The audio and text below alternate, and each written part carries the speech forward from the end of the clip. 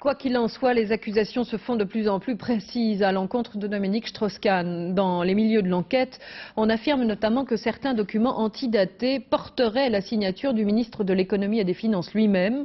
Reste à savoir maintenant quand les juges Ribérol et Neher décideront d'entendre et peut-être de mettre en examen ce suspect très particulier. Laurent Bérou.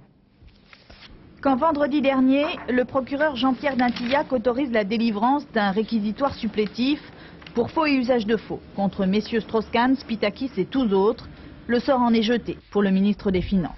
Car l'enquête des juges avance à grands pas sur le volet filial de l'AMNEF et notamment sur le rachat par la CGE d'une sombre filiale de la mutuelle Raspail Participation et Développement. Très vite, l'avocat d'affaires, ex-ministre de l'Industrie, apparaît au cœur du montage. Des documents sont saisis au siège de la mutuelle et notamment une lettre donnant mandat à DSK d'effectuer un conseil sur la transaction.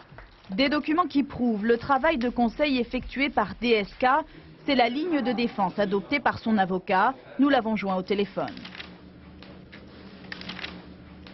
Monsieur Strauss-Kahn a toujours affirmé et affirme que son travail a été parfaitement réalisé et que cela pourra être facilement vérifié. Il n'y a eu aucun copinage, aucun traitement de faveur. Il y a eu la rencontre entre deux entreprises et un négociateur. Et pourtant, de multiples fuites laissent à penser que les documents en question sont des faux. D'une part, des papiers issus de l'AMNEF, celui donnant mandat à Dominique Strauss-Kahn pour la transaction, et d'autres, annotés à la main, en parler à DSK.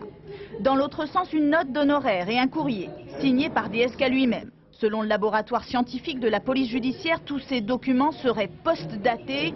Écrits sur du papier fabriqué en 98, ils seraient datés de 94 à 96. Témoin assisté ou mis en examen, le ministre démissionnaire devra s'en expliquer au juge.